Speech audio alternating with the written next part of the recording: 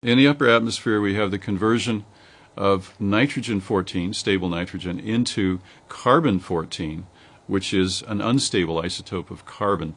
That carbon circulates through the atmosphere, and in carbon dioxide for the most part, is taken in by organisms. And organisms at the Earth's surface, when they take in carbon, they're taking in the normal form of carbon, the stable form, which is carbon-12. They're also taking in carbon-14. And they're also taking in another isotope, carbon-13, which is relatively stable too. So what we do in archaeology or in paleontology, when we get a radiocarbon date, what we're trying to do is to convert the amount of carbon-14 that we can measure in the sample into a date. Well, what's going on here? The carbon-14 is unstable. It's a radioactive isotope, and over time it decays back through beta emission. It changes back to nitrogen-14, and it's lost.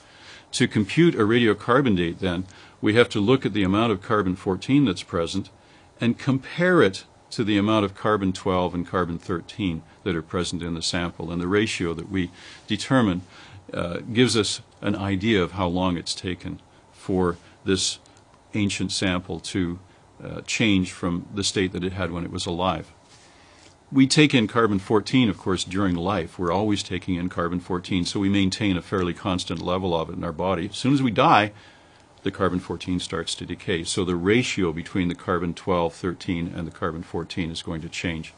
That's the basis for our dating. So that's an absolute dating technique.